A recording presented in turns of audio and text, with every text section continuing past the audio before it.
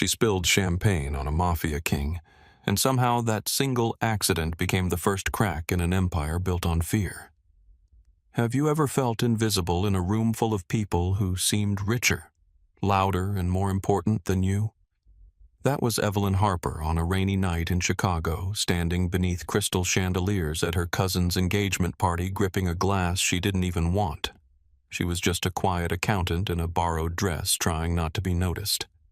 Then she turned too fast. Champagne splashed across Cole Mercer's black suit and the whole room went silent. Not because of the stain, but because nobody touched Cole Mercer and walked away unchanged. Stay with this story because it isn't just about danger or forbidden love. It's about power, fear, and the woman who refused to disappear. Like this video comment where you're watching from, and let's begin. The room stayed silent long after Evelyn Harper disappeared through the mansion doors, and Cole Mercer kept watching the empty space she left behind, as if the air itself had changed shape around her. Outside, Chicago rain fell in silver sheets over the Gold Coast. Evelyn hurried down the stone steps of the Belmont mansion with her borrowed dress clinging to her knees and her heart punching hard against her ribs. Behind her, the party still glowed through tall windows. Music floated out soft and expensive, the kind of music played for people who never had to check their bank accounts before ordering dinner. She reached the sidewalk and stopped beneath the awning, breathing in the cold, wet air like she had just escaped a locked room. Her mother's voice followed her through the open door. "Evelyn." Evelyn closed her eyes for half a second before turning around. Ruth Harper came down the steps with one hand holding up the hem of her navy dress. Her face was tight, not angry exactly, but frightened in that polished way mothers got when they were trying to keep a family from becoming a story. "Do you understand what just happened in there?" Ruth asked. "I spilled champagne," Evelyn said. "It was dramatic, yes, but I don't think anyone died." Ruth glanced back toward the doorway, then lowered her voice. That man was Cole Mercer. Evelyn waited. The name meant nothing to her except that everyone had reacted to it like a gun had been set on the table. "Should I know who that is?" Ruth's lips parted. For once, she looked genuinely speechless. "Evelyn, his family owns Mercer Holdings, construction shipping private security property all over the city. His father was Arthur Mercer. That still sounds like a business article I would skip." Ruth stepped closer. Rain gathered on the ends of her carefully styled hair. "People do not cross the Mercers." Evelyn looked past her mother through the open mansion doors. Inside the chandelier, light was too bright. Faces turned away quickly when she looked at them. Madison stood near the foyer, sparkling in white. Her engagement ring lifted near her chest as if even the diamond wanted to listen. Evelyn felt heat climb her neck. "I didn't cross him. I bumped into him." Men like that don't care about the difference. But he had cared. That was the strange part. Cole Mercer had not yelled. He had not humiliated her. He had looked at her with those dark, steady eyes and smiled like she had said the first honest thing he had heard all night. That was more unsettling than anger. Evelyn wrapped her arms around herself. "I'm going home." Ruth sighed, and for a moment her fear softened into exhaustion.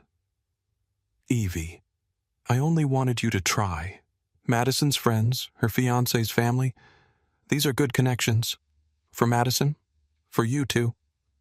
Evelyn almost laughed, but there was no humor in it. "Mom, those people looked through me until I became a disaster. That's not a connection. That's a warning." Ruth had no answer for that. A rideshare pulled up at the curb. Evelyn got in before her mother could say another word. As the car moved away, she looked back once. The mansion shrank behind rain and glass, glowing like a world she had never belonged to. Inside the car, her phone buzzed. Madison. Then Madison again. Then a text. "You have no idea what you just did." Evelyn stared at the screen until it went dark. The driver glanced at her through the mirror. "Rough party?" Evelyn leaned her head against the cold window. You could say that. Her apartment in Logan Square was on the third floor of a brick building with a front door that stuck in the winter and radiators that screamed before they worked. By the time she got inside, her heels were wet. Her hair had fallen loose, and her cat Milo was sitting on the kitchen counter like a disappointed landlord. Yes, she told him, dropping her purse on a chair. I embarrassed us publicly. Thank you for your concern. Milo blinked. Evelyn kicked off her heels and padded into the small kitchen. The apartment was quiet, familiar, and imperfect in ways that comforted her. A stack of library books leaned beside the couch. A basil plant sat on the windowsill, stubbornly alive despite the Chicago cold. Her laptop waited open on the table, the spreadsheet from Friday still glowing with columns of numbers she trusted more than people. She changed into sweatpants and an old Northwestern sweatshirt, then stood in front of the bathroom mirror with makeup smudged beneath her eyes. She looked like herself again. Small, tired, ordinary, safe. Except she could still feel the weight of Cole Mercer's gaze on her, as if he had followed her home without moving an inch. She turned off the light. The next morning came gray and unforgiving. Rain had turned to wet snow, the kind that melted on sidewalks and left everything looking bruised. Evelyn woke to Milo pawing at her hair and her phone vibrating against the nightstand. Madison again. This time Evelyn answered. You left? Madison said without hello. Good morning to you too.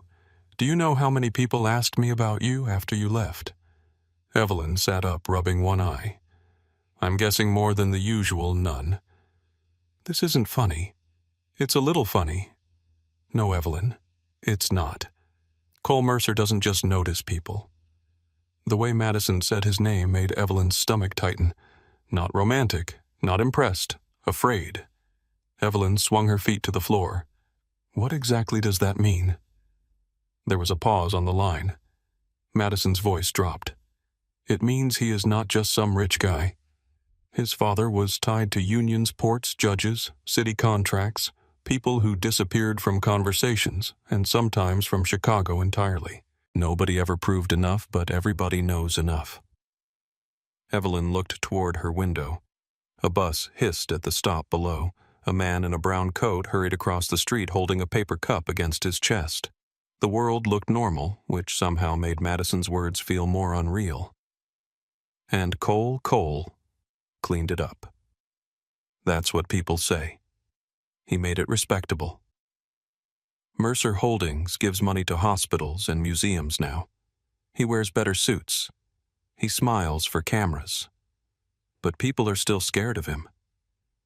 Evelyn remembered the hallway going silent.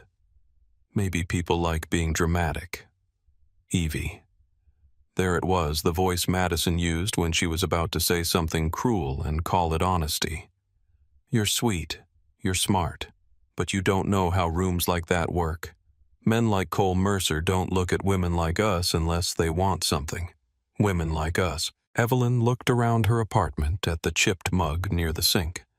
The discounted flowers she had bought herself 3 days ago. The mail stacked under a magnet shaped like a lemon. Madison. He asked my name. He didn't propose a merger. I'm serious. So am I. But after they hung up, Evelyn sat very still. She told herself she was not afraid. Then she checked the lock on her door. At 8:30, she walked into Baines and Holt Financial Services with her hair pulled into a low bun, coffee in one hand, laptop bag in the other. The office occupied 2 floors of a narrow downtown building that smelled faintly of toner-burnt coffee and ambition. It was not glamorous, but it made sense to her. Numbers came in messy, and she made them clean. Accounts drifted out of line, and she pulled them back. In a world full of people pretending ledgers confessed when you knew how to ask. Harper, her boss, called before she had even reached her desk. Evelyn turned. Graham Voss stood outside his glass office with a phone pressed to his chest. His tie was already crooked. That meant he had been losing an argument for at least 20 minutes. Did you reconcile the Kessler account I sent it Friday night? I don't have it. You replied with thanks. He frowned as if gratitude was something he would never do voluntarily. Send it again. Evelyn looked at him for one quiet second. Of course. She sat down, opened her email, and forwarded the same file with the same subject line. Across the room, two analysts talked loudly about a client dinner. No one asked if she wanted coffee. No one noticed the damp ends of her hair or the fact that her hands were still cold from the train. That was the strange comfort of work. Invisibility had structure here. By lunch, Madison's warning had faded into the rhythm of spreadsheets and bank statements. Evelyn was deep inside a vendor report when her coworker Tessa rolled her chair over. Is this you? Evelyn looked up. Tessa held out her phone. On the screen was a blurry photo from the engagement party hallway. Evelyn stood in a pale blue dress, her face turned up in horror. Cole Mercer stood before her in his ruined black suit, looking almost amused. The caption read, "Mystery brunette drenches Cole Mercer at Belmont engagement party." Evelyn's mouth went dry. Oh no. Tessa's eyes widened. So it is you. It was an accident. You spilled a drink on Cole Mercer. Technically, I spilled a drink near him. Physics handled the rest. Tessa pulled the phone back and zoomed in. He's looking at you like that. Like what? Like he wants to either kill you or buy you a building. Evelyn grabbed the phone and handed it back. Neither option sounds healthy. Tessa leaned closer. Did he say anything Evelyn thought about his voice? You improved my evening. No. Liar. Before Evelyn could answer, Graham's office door opened again. Harper. My office? Tessa rolled away like a witness leaving a crime scene. Evelyn walked in and closed the door behind her. Graham was at his desk staring at his computer. The same photo was open on his screen.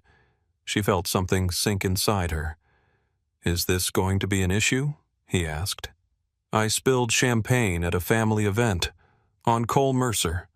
I didn't select the target. This firm handles sensitive accounts. We can't have employees appearing in gossip columns with men under federal interest. Federal interest. Graham gave her a look that said adults knew not to ask obvious questions. Evelyn kept her voice even. My personal life has nothing to do with my work. Let's keep it that way. She left his office with her jaw tight and her face hot. For the rest of the afternoon, she worked faster than usual. Anger made her precise. Every number lined up. Every missing receipt was flagged. Every formula was clean. If anyone wanted to reduce her to a blurry photograph, they could do it while standing beside flawless reports. At 5:40, she stepped out of the building into early darkness. A black car waited at the curb. Not just black. Polished black. Quiet black. The kind of car that looked less parked than placed. A man in a dark coat stood beside the rear door. Miss Harper Evelyn stopped. People streamed around her toward the train, their shoulders hunched against the cold. The driver looked calm, professional, and entirely out of place. No, she said. The man blinked. I'm sorry. No? As in, whatever this is? No. He reached into his coat. Evelyn stepped back. He paused immediately and raised his hand, showing an envelope. Mr. Mercer asked me to give you this. She stared at the envelope. Mr. Mercer can use the postal service. The driver almost smiled, but training stopped him. He said you might say that. Against her better judgment, Evelyn took it. The paper was thick, cream-colored, and expensive enough to annoy her. Inside was a receipt from a luxury cleaner. Paid in full. Beneath it was a handwritten note. You still owe me an apology I can hear without a ballroom watching. Cole. Evelyn read it twice. Then she looked at the driver. I already apologized. I'm only the messenger, ma'am. And if I say no, I take you home. She narrowed her eyes. In the car. No. I leave you alone, and you take yourself home. That helped. A little. What does he want dinner? Of course he does. The driver waited without pressure. That made it worse, somehow. If Cole had ordered, she could reject him. If he had pushed, she could be angry. Instead, he had left her a choice, and choices were harder to dismiss. Evelyn pulled out her phone and dialed the number written below his name. He answered on the second ring. Evelyn. Her name and his voice did something inconvenient to her spine. Do you usually send cars to women's jobs? No. Do you usually have women's workplaces investigated before asking them to dinner? A pause. I knew where you worked because your cousin's fiancé introduced me to your firm last year. That was annoyingly plausible, still creepy. Fair. She was not expecting that. The city moved around her. Horns, footsteps, the metallic groan of the train overhead. I don't get into cars with strange men. I'm not in the car. That does not make it better. I can meet you somewhere public. Somewhere you choose. Evelyn looked at the black car, then at the train entrance, then at her reflection in the dark glass of the office building. She should say no. Every practical part of her knew that. But another part, the part that had stood invisible beneath chandeliers for 27 years, wanted to know why the most feared man in that room had looked at her like she was the only real thing there. Lou's Diner, she said. Where is that Wicker Park? If your driver doesn't know that's a character flaw, I'll find it. No bodyguards inside. Another pause. One nearby. No, Evelyn. Cole. His silence shifted. She could almost hear him measuring the distance between command and respect. Fine, he said. No one inside. And no private room. Understood. And I'm paying for my own food. That seems unnecessary. That seems mandatory. A low breath that might have been a laugh. 6:30. I have a cat. Of course you do. She hung up before she could ask what that meant. Lou's Diner sat on a corner beneath a flickering sign with red booth's chrome edges and coffee strong enough to make regret sit up straight. Evelyn arrived early because anxiety had never understood fashionable lateness. She chose a booth with a view of the entrance and the kitchen, then ordered coffee she did not need. At 6:30 exactly, Cole Mercer walked in. The diner changed, but not like the mansion had. No one knew who he was here. A cook shouted for more fries. A toddler banged a spoon against the table. An old man in a bear's cap argued with the television. Cole stood near the entrance in a charcoal overcoat, dark hair touched by snow, looking like a cathedral had wandered into a laundromat. The waitress, Marlene, looked him up and down. Sit anywhere handsome. Evelyn nearly choked on her coffee. Cole slid into the booth across from her. You chose a diner, he said. You chose a black car. I thought we both needed humbling. His mouth curved. Did it work? No. You look expensive in here, too. Marlene appeared with a pot of coffee. Coffee, honey. Cole glanced at Evelyn. She recommends it, Evelyn said. I'll have coffee. Marlene poured. You two eating? Yes, Evelyn said. He's having the meatloaf. Cole looked at her. I am. You need to experience consequences. Marlene grinned. I like her. So do I, Cole said. The words landed too easily. Evelyn looked down at her menu, though she knew it by heart. When Marlene left, silence settled between them. Not awkward, exactly. Charged. Cole was the first to speak. I'm sorry about the car. Evelyn looked up. That sounded almost normal. It was meant to. Do you apologize often when I'm wrong? And how often is that? His eyes warmed. Less than people claim. More than I admit. She hated that she wanted to smile. I accept your apology, but don't do it again. I won't. Simple, direct. No argument. Evelyn watched him more carefully. People are afraid of you. Yes. You didn't even pretend to be surprised. I'm not. Should I be afraid of you? He held her gaze. No. That was too fast. Because it was true. The diner noise filled the space around them. Plates clattered. Someone laughed near the counter. Snow hit the windows and melted into silver trails. Evelyn wrapped both hands around her mug. Truth is not usually that neat. No, Cole said. But some truths are. Madison says your family is dangerous. My family was dangerous. Was. His eyes shifted toward the window. My father died 4 years ago. I'm sorry. Most people are not. Evelyn did not know what to do with that. Cole looked back at her. Arthur Mercer built things. Buildings, contracts, fear. He believed fear lasted longer than loyalty. And you, I believe fear is expensive. That's not the same as saying it's wrong. No, he said quietly. It isn't. There it was, the dark edge beneath the calm. Evelyn should have pulled away from it.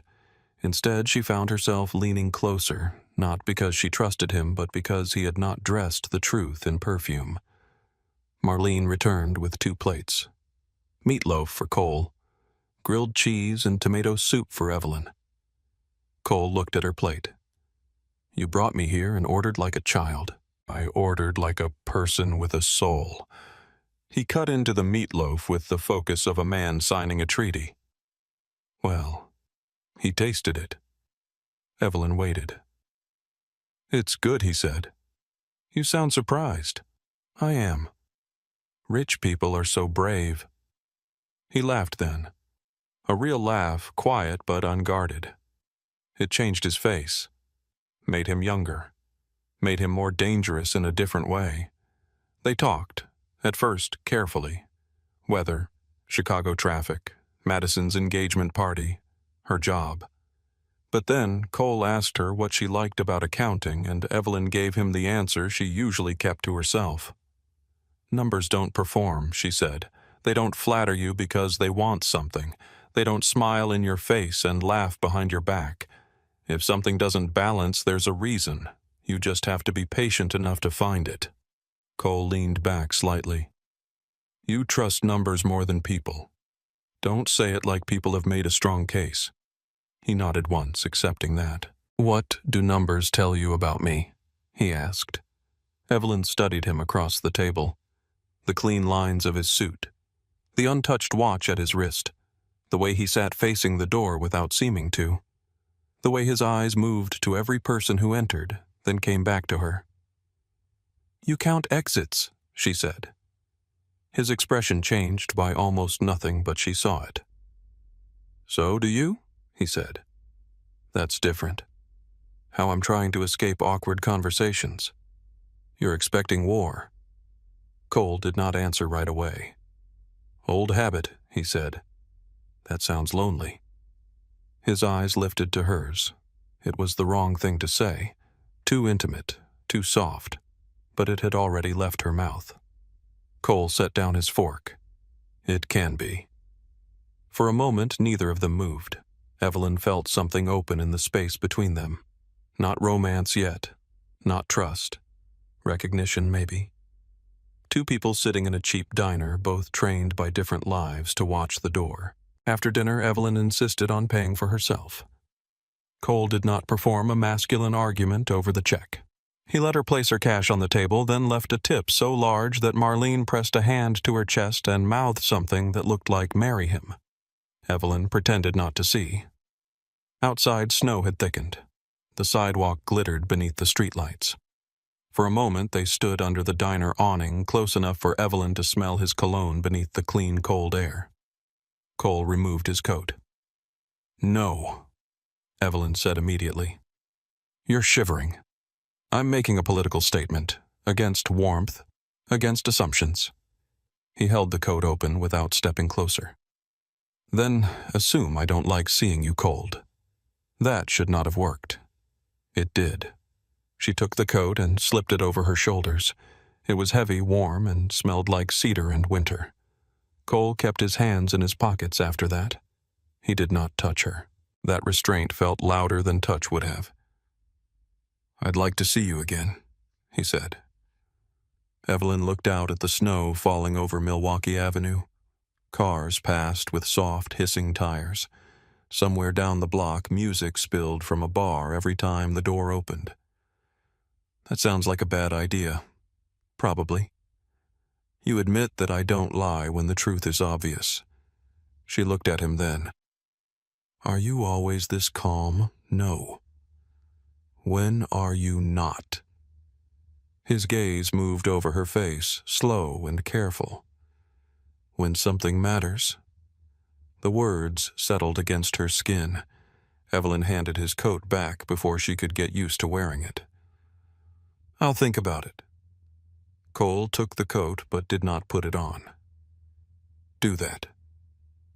And don't send a car to my job again." "Understood." She turned toward the train. "Evelyn." She stopped but did not look back. "I enjoyed tonight." A ridiculous thing happened then. Her chest warmed. She glanced over her shoulder. "Even with the meatloaf? Especially with the meatloaf?" She shook her head and walked toward the station boots crunching through thin snow. Behind her, Cole Mercer remained under the diner lights holding his coat in one hand, watching the woman who had ruined his suit, challenged his manners, fed him meatloaf, and somehow made the city feel less cold. Evelyn descended the station stairs with her pulse still unsteady.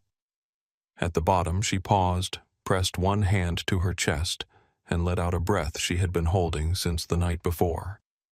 The train roared into the platform bright and loud. She stepped inside with snow melting in her hair, and the strange certainty that ordinary life had not ended. It had shifted. And somewhere above the tracks in the dark winter streets of Chicago, Cole Mercer looked toward the skyline as if he could already feel the first thread of his old life beginning to loosen. By the next morning, Evelyn told herself the dinner had been strange, nothing more. Strange was safe. Strange could be filed away with other things she did not have to understand, like rich people who owned 7 coats, or men who could silence a ballroom just by breathing. But Cole Mercer did not stay filed away. He stayed in the quiet spaces. He was there when she poured coffee and remembered the way he had accepted her boundaries without making her defend them. He was there when Graham Voss ignored her again at work, and she found herself thinking of Cole's steady attention across the diner table. He was there on the train ride home, reflected in the dark window beside her own face like a question she had not agreed to answer. For 3 days, he did not call. That should have relieved her. It annoyed her instead. On the 4th evening, as Evelyn sat at her kitchen table surrounded by receipts, Milo asleep across a stack of bank statements, her phone buzzed. "Cole." She stared at the name until the screen almost went dark, then answered. "You waited 4 days," she said. His voice came through low and calm. "I was proving I could." Evelyn looked toward the window where wet snow clung to the glass. Could what? Not chase. Her fingers tightened around the phone. "That sounds dangerously close to self-awareness. I am told it is useful in moderation." She tried not to smile. Failed. "What do you want?" "Cole." There was a small pause as if he liked the sound of his name in her voice. "To walk with you." "That is suspiciously normal. I'm trying something new. We're Lakefront Trail. Public, crowded. No car waiting outside your job." Evelyn leaned back in her chair. Milo opened one eye, judged her, then went back to sleep. "Are there going to be men in suits hiding behind trees?" "One man, not hiding, very bad at trees. Cole. I can ask him to stand farther away. You can ask him not to come." Silence. Not empty silence. Negotiation silence. Finally, Cole said, I can do that. Evelyn should have said no. Instead, she said, Saturday. 2:00. Saturday came with a hard blue sky and wind sharp enough to make strangers walk faster. Evelyn found Cole near the lake, standing at the edge of the trail in a charcoal coat, watching the water crash against the concrete. He looked too still for a place full of joggers, dogs, strollers, and tourists taking pictures with numb fingers. She walked up beside him. "You look like you're waiting for someone to confess," she said. He turned, and the faintest warmth touched his eyes. "Maybe I am. Then I confess I almost stayed home. I confess I'm glad you didn't." The wind whipped hair across her face. She tucked it behind her ear and began walking. Cole matched her pace without crowding her. For a while they said little. The city rose behind them in glass and steel. Lake Michigan stretched gray and endless to their left, restless under the winter light. Evelyn liked that Cole did not fill every silence. Most men treated quiet like a problem they had to solve with their own voice. Cole let it breathe. After several minutes, Evelyn glanced over. "No security, not close enough for you to see." She stopped walking. Cole stopped too. "You said you could ask him not to come." "I did." "Cole, he is 3 blocks away. That is not coming." "No," Cole admitted. "It is not close." Evelyn folded her arms. "You understand how words work, right? I understand risk better. And I understand when a man agrees to something he has no intention of doing." That landed. His face did not harden, but something behind his eyes shifted. "I'm not used to leaving someone unprotected. I'm not used to being treated like an object someone might steal." The wind moved between them. A runner passed, breathing heavily, shoes slapping wet pavement. Cole looked past her toward the lake, jaw tight. "You think I'm trying to own you. I think you're trying not to lose control.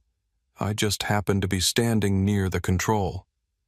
His eyes came back to her. "That's fair." Again he surprised her. No denial. No wounded pride. Just the weight of a man hearing something he did not like and choosing not to crush it. Evelyn sighed. 3 blocks. 4 if that helps. "It does not. I'll make it 5. She stared at him until his mouth almost curved. "That was a joke," he said. "I know. I'm deciding whether it was funny. And barely."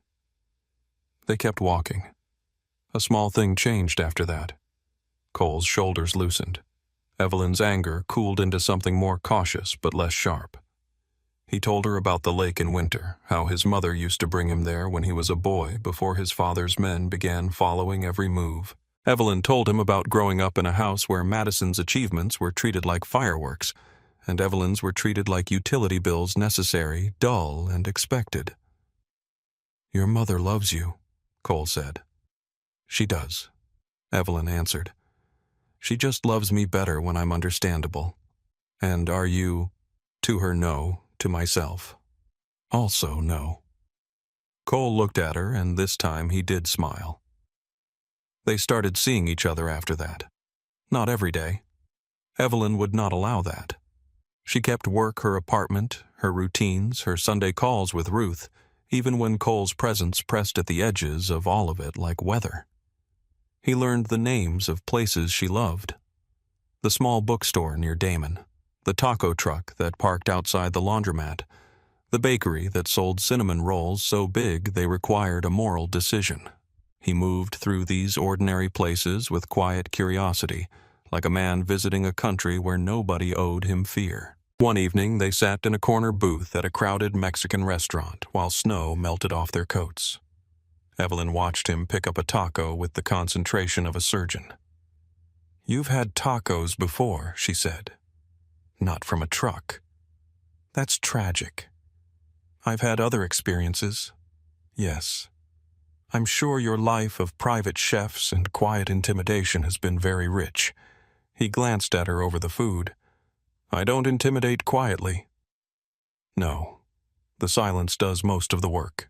He took a bite, considered it, and nodded. "This is excellent. Try not to buy the truck. I make no promises." Little by little, the myth around him began to crack. Cole Mercer. The man everyone feared hated mushrooms, tipped too much, noticed when Evelyn was cold, never interrupted her when she explained something, and listened to numbers as if they might reveal scripture. He also checked reflective windows without thinking, sat facing doors, and sometimes went silent in the middle of a sentence because a man across the room had moved his hand too quickly. Danger lived in him like an old injury. Evelyn saw that most clearly the night he brought her to his penthouse. The building stood near the river, all dark glass and private elevators. Evelyn nearly changed her mind in the lobby where the marble floor reflected her boots, and the doorman greeted Cole without blinking. Cole noticed. "We can leave," he said. She looked at him. "I didn't say anything." "You held your breath." "That's annoying. Useful, though." She wanted to argue, but he was right. "I'm not scared of the elevator," she said. "I didn't think you were. I'm scared of what it means." Cole pressed the button. The doors opened without a sound. "It means you're seeing where I live. Nothing more unless you decide it does." She stepped inside. The elevator rose so smoothly it felt unreal. Evelyn watched the city fall away through the glass wall, light stretching beneath them like spilled jewelry. Cole stood beside her, hands at his sides, not touching her. At the top, he opened the door to a penthouse that was exactly what she expected, and nothing like it. The main room was wide and spare, with dark wood floors, low furniture, and windows that made Chicago look owned. But there were no trophies of wealth scattered around, no loud art, no gold, no cruelty dressed as taste. Then Cole led her through a narrow hall to a glass door. Warm air met her first. Evelyn stepped inside and stopped. A greenhouse rose above the city. Not a decorative room with a few plants. A real greenhouse. Lemon trees in clay pots. White roses climbing iron frames. Lavender, basil, rosemary, tomato vines tied carefully with soft cloth. Rain slid down the glass roof, turning the skyline into a blur of light beyond leaves. For a moment, she forgot to be careful. "You grow things," she whispered. "I try." She walked slowly between the rows. The air smelled like earth and citrus and something alive. It made no sense in the sky, this small piece of summer held above a frozen city by a man people spoke of in lowered voices. She touched a lemon hanging heavy from a branch. While Cole stood a few feet away, his coat removed sleeves rolled at the wrist. "Plants don't care who my father was." Evelyn turned. He looked different here. Not softer exactly. More exposed. "They live if I do the work," he said. "They die if I don't. No flattery, no fear, just consequences." "That sounds like accounting with dirt." His mouth curved. "I thought you'd appreciate that." She did, more than she wanted to. They sat on a wooden bench beneath the lemon tree. Outside, the glass, Chicago, glittered cold and hard. Inside, the air held them close. Cole told her about Arthur Mercer. Not everything. Enough. He spoke of a father who taught him to read fear before he learned to read contracts. A father who believed mercy was a leak in the roof and love was a door enemies could open. He spoke of childhood dinners where men arrived laughing and left pale. Of his mother growing quieter every year. Of inheriting an empire that came wrapped in blood and paperwork. Evelyn listened without interrupting. When he finished, his hands were clasped loosely between his knees, but his knuckles had gone pale. "I spent half my life learning how to become him," Cole said, "and the rest trying not to." Evelyn looked at the plants around them. Which half is winning? He gave a short breath, not quite a laugh. "Depends on the day." She did not reach for him right away. Something told her that touch in that moment would let him hide inside comfort. so she gave him honesty instead. "I don't need you perfect." His gaze lifted. "I need you honest. Honesty can be ugly, so can pretending." The words sat between them, small and dangerous. Cole looked at her like she had placed a hand on a bruise he had spent years dressing in silk. Later, when he walked her to the elevator, he brushed his fingers against hers. He did not take her hand. He asked without asking. Evelyn let her fingers curl around his. His hand was warm, steady, and careful. That carefulness was what undid her. By the next week, Chicago knew her name. The first photo appeared on a gossip site just after dawn. Evelyn leaving Cole's building in the morning, wrapped in her own coat hair, twisted up face turned from the camera. The headline made her sound like a secret and a scandal. Mystery accountant, seen leaving Cole Mercer's penthouse. By 8:30, Tessa had texted 3 question marks. By 9, Madison had called twice.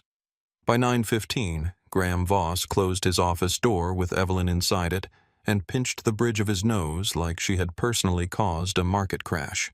"This is not ideal," he said. Evelyn stood across from his desk, her hands clasped so tightly her fingers ached. "I did not invite photographers. Perception matters. So does reality. Clients do not always separate the two." She stared at him. "You're questioning my work because I had dinner with someone. I'm saying this firm cannot afford reputational complications." The phrase was so polished it barely resembled cowardice. Evelyn went back to her desk and opened the quarterly reconciliation file with shaking hands. The numbers blurred. Around her, whispers rose and fell. She made it to the restroom before her breathing broke. Inside a stall, she sat fully dressed on the closed toilet seat, palms pressed to her eyes. She was angry with the photographers, angry with Graham, angry with Madison for warning her in a voice that now sounded too much like truth. But beneath all that, she was angry with herself for wanting to call Cole. She did not want to need rescue. She wanted the room to stop spinning. Her phone buzzed. "Cole." She answered and said nothing. His voice came through immediately. "Where are you?" "At work. You're upset." "I'm in a bathroom stall, Cole." "Don't make it mystical. I can make the photos disappear." "No." "Evelyn." "No. You cannot erase my problems like they're bad press. This is my life." His silence tightened. "I'm sorry." That almost made it worse. She wiped under her eyes with the back of her hand. "I know. I didn't protect you from this. I didn't ask you to. But I should have anticipated it. You are not responsible for every ugly thing people do. I'm responsible for the ugly things that happen because of me." Evelyn closed her eyes. There it was again, his world trying to wrap itself around her. "Cole, I have to go back to work. I'll be downstairs." "No, I'll wait in the lobby." "No." A pause. "What do you need?" The question was so simple that it took her a second to answer. "I need you to let me get through the day." He exhaled slowly. "Then I will." And he did. That evening he did not send a car. He did not appear in the lobby. He sent one text. "Dinner is on your doorstep. No driver waiting. No obligation. Eat before you decide to hate me." When Evelyn got home, a paper bag from Lou's Diner sat outside her apartment door. Grilled cheese, tomato soup, a slice of apple pie. She stood in the hall holding the bag, trying very hard not to smile. The charity auction happened 3 nights later. Evelyn almost refused to go. Then she imagined the gossip sites writing that Cole Mercer's mystery woman had vanished and stubbornness dressed her better than courage. She wore a black dress she bought herself after visiting 4 stores and returning 2 options in a panic. Cole noticed immediately. "You look beautiful," he said when she opened her apartment door. "I look financially irresponsible." "You look beautiful." he repeated. She let herself believe him for 3 seconds. The auction was held in a museum hall filled with white flowers, old money, and people pretending not to stare. Cole kept a respectful hand near the small of her back without touching unless she leaned closer. Evelyn noticed that too. His restraint had become a language. Then Blair Whitcomb appeared. She was tall, elegant, and dressed in ivory with pale hair swept back and diamonds at her ears. She looked like she had never rushed for a train in her life. Cole Blair said, kissing the air near his cheek. "You've been difficult to reach. I've been busy." Her eyes moved to Evelyn. "So, I see." Cole's expression cooled. Blair Whitcomb. "Evelyn Harper." Blair extended her hand. "You're the accountant." Evelyn shook it. "You're the woman saying accountant like it has quotation marks." Blair's smile sharpened. "How refreshing. That sounds like an insult wearing perfume." For one bright second, Blair looked delighted. Cole looked like he was trying not to laugh. Blair leaned closer, lowering her voice just enough. "Be careful, Evelyn Harper. Men like Cole do not get to love quietly. Anyone he touches becomes a message." Evelyn felt the words slide under her skin. Cole's voice dropped. "That's enough." Blair stepped back, expression smooth again. "I'm only being kind." "No," Evelyn said, surprising herself. "You're being accurate." "Kind would have come with champagne." Blair studied her for a beat. Then she smiled. "Maybe there's more to you than the photo suggested." After Blair walked away, Cole turned to Evelyn. She had no right. But was she wrong? His jaw tightened. The answer was in his silence. By the time Evelyn got home, her feet hurt and her head was full. Cole walked her upstairs but stayed in the hall while she unlocked her door. The lock turned too easily. Evelyn froze. Cole noticed instantly. "What, I locked it?" He moved in front of her, all warmth gone. "Stay behind me." This time she did. He opened the door. The apartment was dark. Quiet. Milo was not at the door. Evelyn's stomach dropped. Cole stepped inside, first one hand already reaching beneath his coat. She saw the motion and understood something cold and real. Whatever he carried there was not for show. A lamp was on in the kitchen. Nothing seemed stolen. Then Evelyn saw the windowsill. Her basil plant had been cut clean at the stem. On the kitchen table lay a white card. Cole picked it up before she could. His face changed. "What does it say?" she asked. He did not answer. "Cole." He handed it to her. "Pretty things die near Mercer." For a moment, the apartment tilted. Then Milo crawled out from under the couch, frightened but alive. Evelyn dropped to her knees and pulled him close, burying her face in his fur. Cole was already on the phone, voice low and lethal. Men arrived within minutes. Not police. Cole's men. They moved through her apartment with gloved hands and silent efficiency, checking windows, locks, corners, shadows. Her home became a scene. Her kitchen, her books, her thrift store mugs, all touched by the edge of his world. Cole stood near the door, his face carved from stone.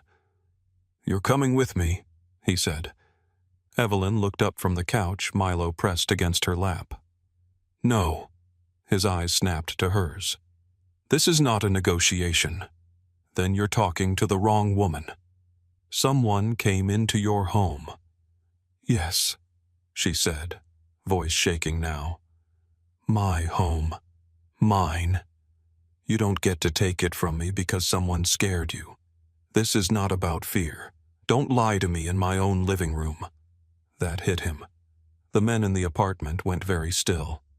Cole stepped closer, then stopped himself. "I can keep you safe. You can keep me watched. That is not the same thing. Evelyn, I will not be loved like evidence in a locked drawer." His control cracked then, just enough for her to see the terror underneath. I don't know how to love someone without preparing for their funeral. The room seemed to lose sound. Evelyn's anger faltered, but it did not vanish. She stood slowly still, holding Milo against her chest. Then learn, she said, because I won't be loved like a hostage. Cole stared at her. For once, he had no answer ready. Outside, sirens wailed somewhere far away, rising and falling through the city night. Finally, Cole nodded once. You stay here tonight if that's what you choose. It is. 2 men downstairs. Cole. Downstairs, he said. Not at your door. Not inside. Not where you can see them unless you look. She wanted to refuse on principle, but the cut basil plant sat dead on the windowsill, and Milo was still trembling in her arms. Downstairs, she said, That's all. That's all. His men finished their search. One repaired the lock. Another checked the fire escape. Slowly, the apartment emptied until only Cole remained by the door. He looked at the severed basil, then at her. I'm sorry. She believed him. That did not fix it. I know, she said. Cole opened the door, paused, and looked back as if leaving her there cost him something physical. Then he stepped into the hall and closed it softly behind him. Evelyn stood in the middle of her apartment, surrounded by silence that no longer felt safe. She set Milo down, walked to the window, and looked at the street below. A black car idled near the curb. Farther away, under a broken streetlight, another car waited with its headlights off. For a second, Evelyn thought it belonged to Cole. Then a small red dot blinked behind the windshield like a camera catching focus. She stepped back from the window, heart climbing into her throat. On the table, the white card lay beneath the kitchen light. Pretty things die near Mercer. Evelyn picked it up with trembling fingers, but this time, beneath the fear, something else began to move. Not courage yet. Anger. Cold, clear, and awake. By morning, the white card was still on Evelyn's kitchen table, and every time she looked at it, the words seemed to breathe. Pretty things die near Mercer. She had slept maybe 2 hours, curled on the couch with Milo pressed against her ribs and every light in the apartment burning. The new lock shone on the door like a stranger's eye. Downstairs, Cole's men remained in the black car exactly where he said they would be. Not at her door. Not inside. Not visible unless she looked. But Evelyn looked. Again and again. At 6:15, she stood by the window with a mug of coffee cooling in her hand, watching the street wake up. A delivery truck groaned past.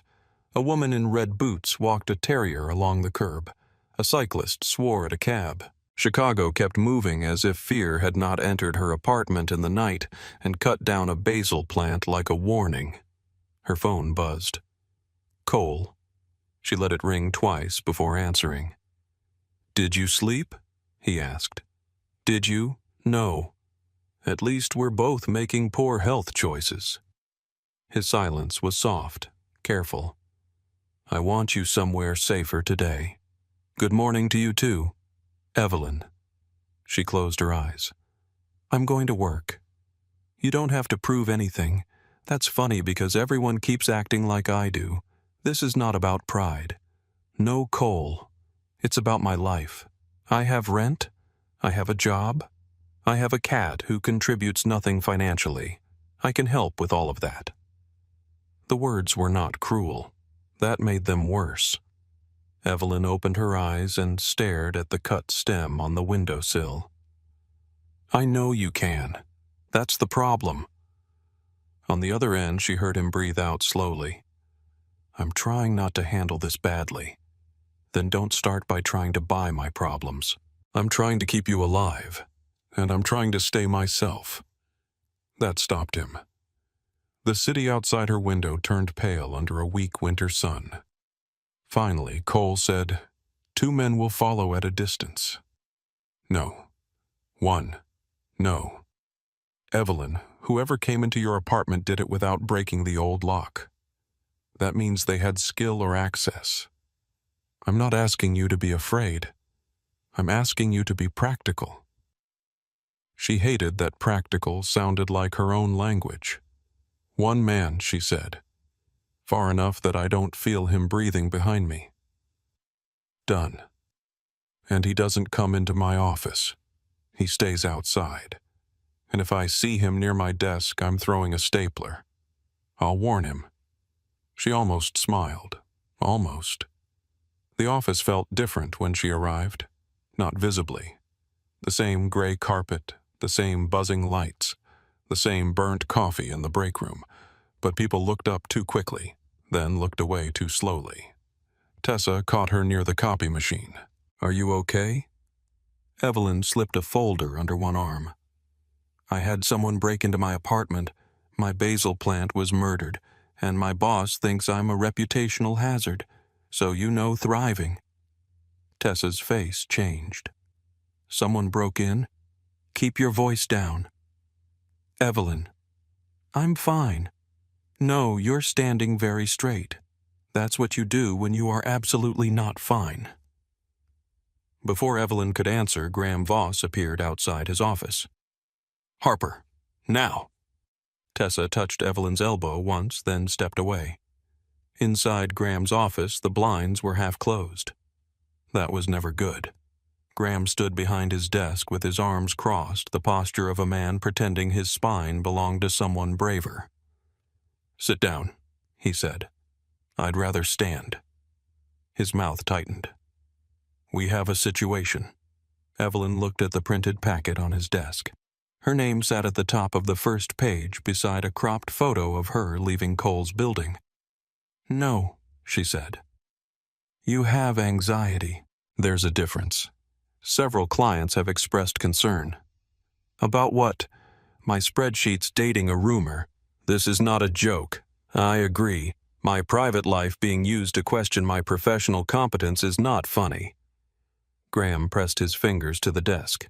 "Until this attention settles, I'm removing you from the Kessler and Dunham accounts." The words hit harder than she expected. Those accounts were hers. Messy, neglected, complicated. She had cleaned them. She had found errors nobody else bothered to see. She had stayed late for weeks, building order out of other people's carelessness. "You're punishing me. I'm protecting the firm." "From what exactly?" "From association." Evelyn stared at him. "You mean from me?" Graham had the decency to look away. "It's temporary. Temporary is what people say when they don't want to admit they've already decided." She left before he could reply. At her desk, she sat very still. The humiliation was sharp, but beneath it something colder formed. She opened her email. Access revoked. Access revoked. Access revoked. One account after another disappeared from her dashboard like doors closing in a hallway. Tessa watched from across the aisle, face pale. Evelyn did not cry. She opened a blank document and began writing down everything that had happened since the party.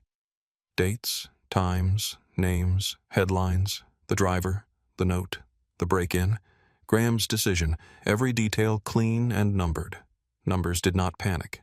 By noon, Ruth had called 7 times. Evelyn finally answered from the stairwell. "Mom, I'm at work. Are you safe?" The fear in Ruth's voice cut through Evelyn's irritation. "I'm okay. Madison told me someone broke into your apartment. Madison talks too much." Evelyn Rose Harper. That full name still worked, annoyingly. Evelyn leaned against the wall, tired suddenly. "I'm okay. Milo's okay." Nothing was stolen. "That is not comforting, I know. You need to come stay with me."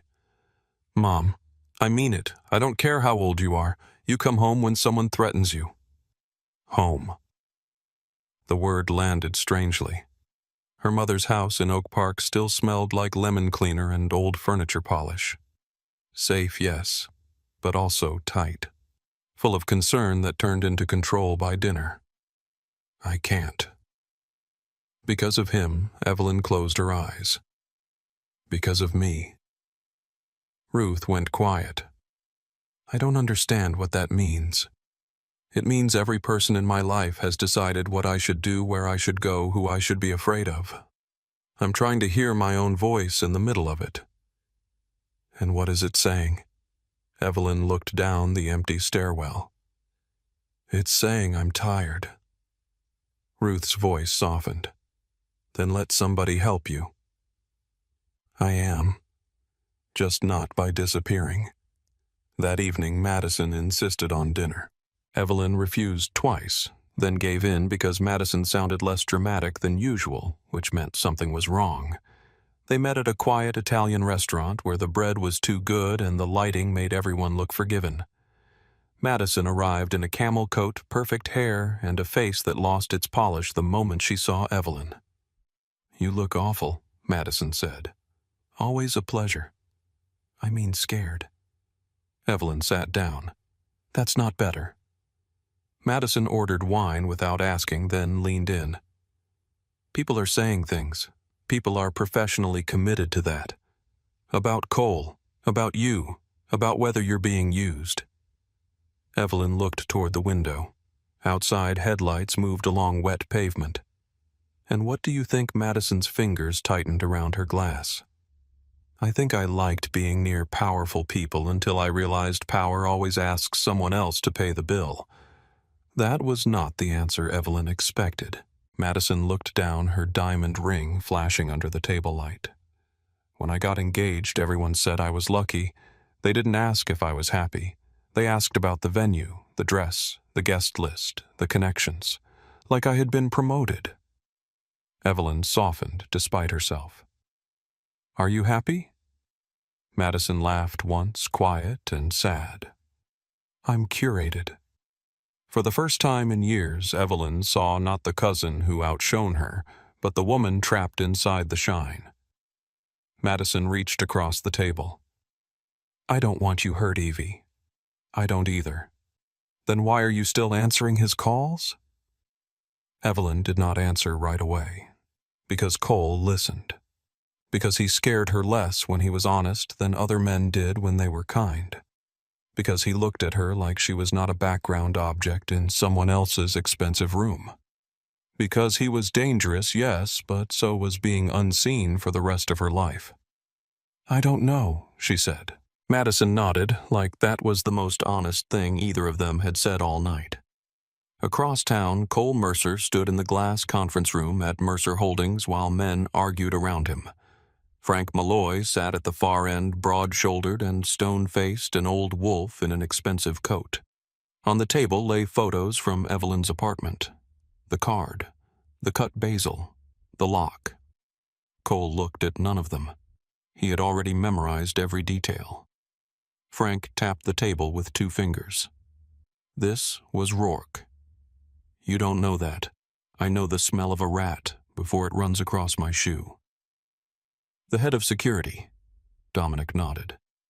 The car across from her building was stolen. Plates switched. Camera was disabled on the block 10 minutes before entry. Cole's voice stayed level. And the building access? Still checking. Frank leaned forward.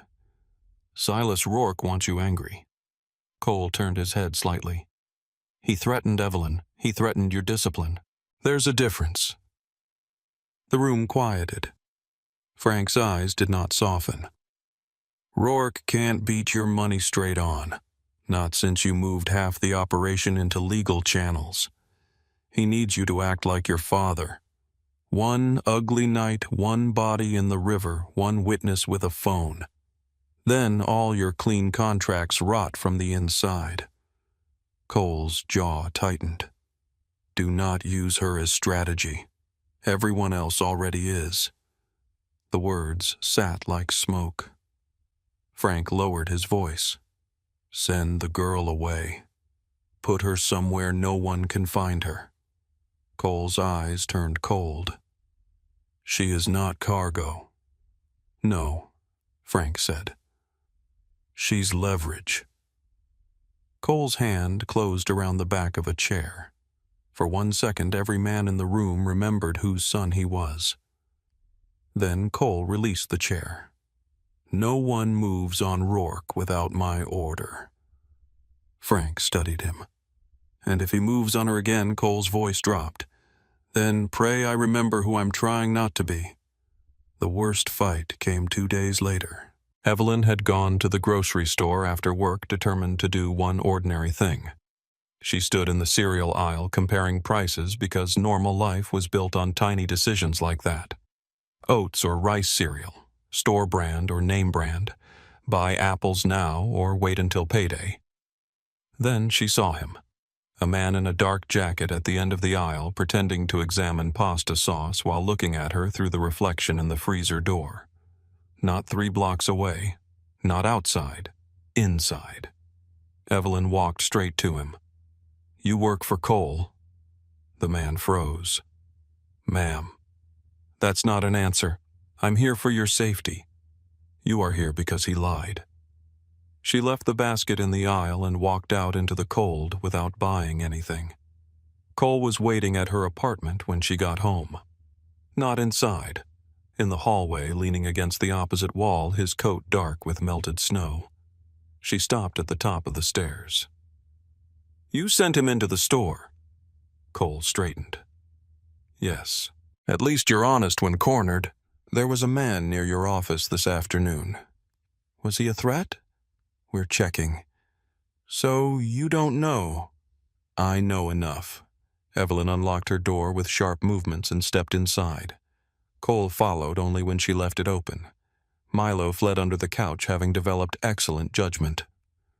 "You promised boundaries," she said. "I promised to keep men out of your office." "I did." She turned on him.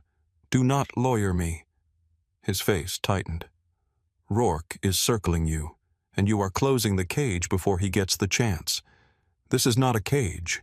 It has guards' rules and a man deciding where I'm allowed to feel safe." "What would you call it?" Cole's control slipped. "I would call it keeping you alive. I would call it fear wearing your voice." He stepped closer, then stopped himself, his hands flexing at his sides. "You think I want this? You think I enjoy watching every window, every car, every stranger who looks at you too long? No. I think you hate it.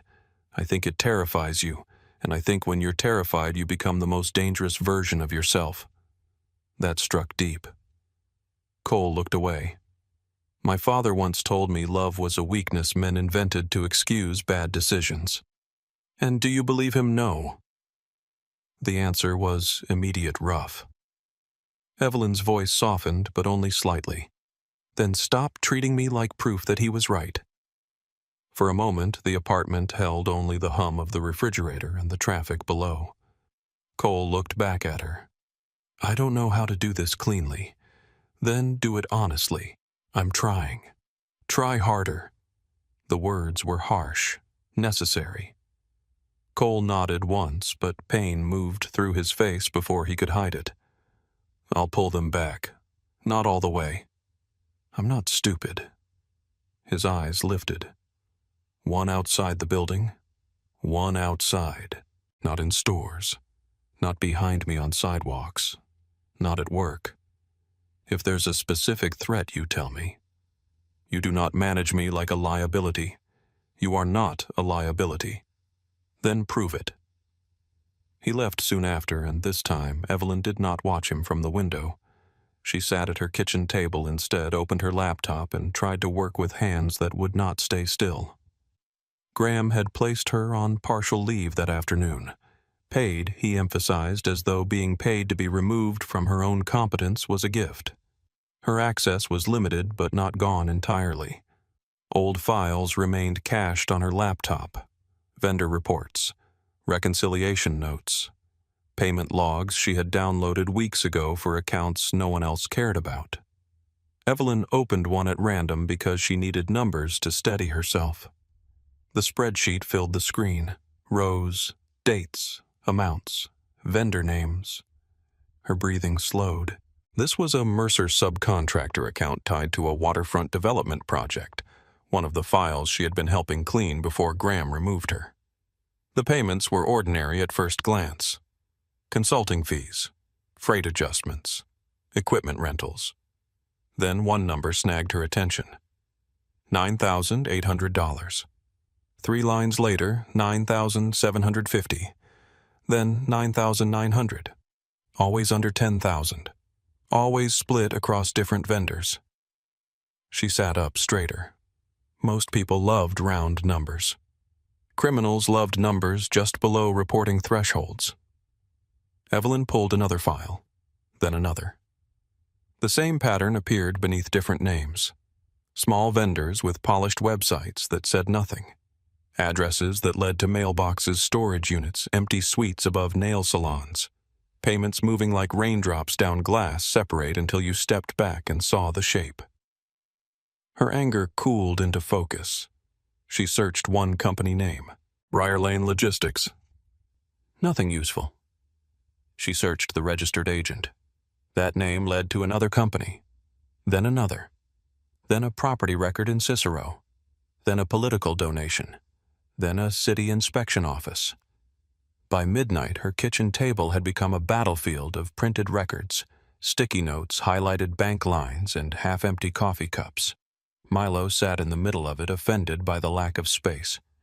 Evelyn whispered numbers under her breath. Not Cole's money. That was the first shock. The payments were not flowing from Mercer Holdings. They were moving around it through subcontractors and false vendors attached to projects Cole was trying to legitimize. Someone was building a frame around him, one invoice at a time. By 2 a.m, she found the name. Rourke Development Services, buried behind 2 shell companies and a consulting firm registered to a dead man. Evelyn sat back, heart-pounding. Silas Rourke was not just threatening Cole from the outside. He was inside the paperwork planting rot where auditors, journalists, and federal agents would eventually find it. She reached for her phone, then stopped. Cole would send cars, men, orders. He would take the information and lock her away from the rest. No, not this time. She worked until sunrise. At 8:30, Evelyn walked into Mercer Holdings carrying a thick folder against her chest. She wore the same black coat from the charity auction and flat shoes because she intended to move fast if anyone tried to stop her. The lobby was all glass steel and quiet money. Security recognized her at once. "Miss Harper, do you have an appointment?" "No. I'll need to call up. You can do that while I'm in the elevator." "Miss Harper." She kept walking. 2 guards moved toward her. Evelyn turned tired eyes bright with something sharper than fear. "Call Cole and tell him I found Rourke in his books. Then decide if you want to be the reason I'm late." The guards stopped. One of them touched his earpiece. The elevator opened. Evelyn stepped inside. When the doors opened on the top floor, Dominic was waiting. Behind him, through the glass walls of the conference room, Cole stood with Frank and 3 lawyers around a table. Cole turned as if he had felt her arrive. Dominic tried to speak. Evelyn walked past him. She pushed open the conference room door. Every man looked up. Cole's eyes moved over her face, taking in the exhaustion, the folder, the fact that she had come alone. "Evelyn, you said Rourke was coming for you." The room went quiet. Cole stepped toward her. "He is." "No," she said. She dropped the folder onto the conference table. Papers slid across the polished wood covered in highlighted numbers, company names, payment trails, and notes written in her small, precise handwriting. Evelyn looked at Cole, then at Frank, then at the lawyers who suddenly seemed far less certain of the room they were standing in. "He's already here." Frank reached for the top page, but Evelyn placed her hand on it first. "And before anyone tells me to go somewhere safe, understand this." Her voice shook, but it did not break. "I am done being treated like the softest part of this story." Cole held her gaze. For once, he did not argue. He pulled out a chair. "Show me." The chair scraped softly against the floor as Cole pulled it out for Evelyn, but she did not sit. Not yet. Her legs ached from no sleep. Her eyes burned. Her hands were cold around the folder she had carried like evidence and armor all the way through downtown Chicago. Still standing mattered. For the first time since that champagne spilled across Cole Mercer's suit, she was not entering his world by accident. She had walked in with proof. Evelyn turned to the glass wall behind the conference table. "I need tape," she said. One of the lawyers blinked. "Tape?" "Yes." The small, sticky thing people used before everyone decided screens made them smarter. Frank Malloy gave a dry laugh from the far end of the table. Cole looked at Dominic, who left without a word, and returned a minute later with tape markers and a stack of legal pads. Evelyn took the tape and began placing documents across the glass wall. Invoices first, then payment records, then vendor registration forms, then property filings, donation records, inspection notices, and screenshots of corporate websites that all used the same stock photo of a smiling warehouse worker. The men watched in silence. Evelyn felt their doubt. It was thick in the room. They knew violence, contracts, pressure, political favors. They knew how to move a body, bury a headline, persuade a man to remember things differently. But this was not their battlefield. This was hers. Cole stood near the head of the table, arms folded, eyes fixed on every page she placed. When Evelyn finished, the glass wall looked like a storm made of numbers. "This," she said, tapping the first invoice, "is where I noticed it." Frank leaned back. "A freight adjustment." "A fake freight adjustment," Evelyn said. "It is for $9,800. That number matters." Frank's brow tightened. "Because it is under 10,000. Evelyn looked at him. "So you do listen?" One of the lawyers coughed into his hand. Cole's mouth moved almost a smile. Evelyn pointed to another sheet. "This payment came 3 days later. 9,750. Different vendor. Same project. Then, here, 9,900. Then again, 9,600. The amounts shift just enough to look natural, but they stay under the kind of threshold that makes lazy people comfortable." Frank's eyes sharpened. "Structuring, among other things." She moved down the wall. Briar Lane Logistics, North Pier Consulting, Ashford Site Services. 3 different vendors, 3 different addresses, 3 different websites. Except the registered agent for Briar Lane shares an office address with Ashford. North Pier's domain was purchased with the same privacy service on the same day. Their invoices use the same formatting error in the tax identification line. Dominic stepped closer. "What error?" "There is an extra space before the last 4 digits. Evelyn tapped the page. "People change names. They forget habits." Cole watched her like he was seeing another room open inside a house he thought he knew. Evelyn took a breath. "These vendors are not billing Mercer Holdings directly. They are billing subcontractors attached to your waterfront development project. That creates distance.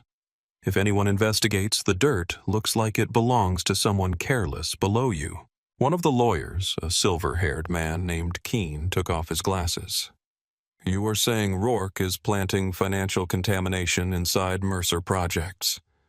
I am saying Silas Rourke is building a frame, and he is doing it patiently." Frank's face darkened. "That son of a bitch." Evelyn ignored the interruption and kept going because if she stopped, she might feel how tired she was. "Here is where it gets worse.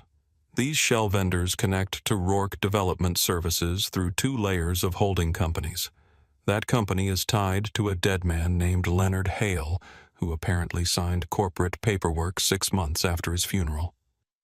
Dominic muttered something under his breath. Evelyn taped one more document to the glass. "And this is a payment trail to Deputy City Inspector Calvin Price." Cole's expression changed. "Not much." "Enough. Price inspected the waterfront site last month," he said. "Yes," Evelyn replied. "And he is scheduled to inspect again next week." Keene stepped forward. "If Price is compromised, he can shut the site down." "Exactly. But not just shut it down. He can file safety violations severe enough to trigger insurance review, federal attention lender panic, and press coverage." She tapped another page. And this donation record connects Rourke's people to a civic watchdog group that has been collecting documents on Mercer Holdings for the last 8 months. They are not random critics. They are a loaded gun.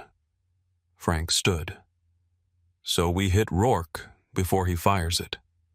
No, Evelyn said. The word came out harder than she intended. Every eye moved to her. Frank stared. Excuse me. You do not hit him. Not like that. Frank looked at Cole, then back at Evelyn. Sweetheart, with respect, you understand invoices? I understand men like Silas Rourke. Evelyn met his stare. With respect, men like Silas Rourke are counting on you understanding them exactly the way you always have. The room went silent. Frank's jaw worked once. Cole did not move. Evelyn picked up a marker and circled 3 clusters on the glass. Rourke does not need to beat Cole in the street. He needs Cole to react in a way that proves the story Rourke is preparing. He wants violence. He wants panic. He wants 1 dead man, 1 burned warehouse, 1 screaming witness, 1 photograph that makes every clean document in this building look like theater. Her voice lowered. If you answer him like Arthur Mercer would, Rourke wins before the first headline lands. Cole's eyes locked on hers. His father's name sat between them like an old ghost. Frank turned to Cole. You are going to let her talk to us like this? Cole looked at the wall, then at Evelyn. She is right. Frank's face tightened with something that looked almost like grief. Your father would have ended this tonight. Cole's voice turned cold. My father ended plenty of things. That is why I spend every day cleaning blood out of his legacy. No one spoke. Evelyn felt the weight of that sentence pass through the room. It did not soften Cole. It stripped him down. Keene stepped carefully into the quiet. If Miss Harper's analysis is accurate, there may be a legal route. It is accurate, Evelyn said. Keene looked at her. I believe you. But a court will require more than belief, then get more than belief. The room shifted after that. Doubt did not vanish, but it changed shape. It became attention. Cole moved to the glass wall beside Evelyn. Walk us through the attack. Evelyn nodded. There are 3 parts. She held up 1 finger. First, financial contamination. Rourke's shell vendors create suspicious transactions inside projects connected to Mercer. That makes your clean operations look dirty. A second finger. Second, regulatory pressure. Inspector Price flags the site, which gives the press and lenders a reason to dig. A third. Third, public narrative. The watchdog group releases documents at the same time, making it look like Mercer Holdings never changed. Add photographs of me gossip about your private life and old rumors about your father, and the story becomes emotional. The dangerous man lies to the city. The innocent woman is either his victim or his accomplice. Cole's gaze hardened. Evelyn looked at him. That is why they came into my apartment. Not just to scare me, to shape me. If I run, I look like a victim.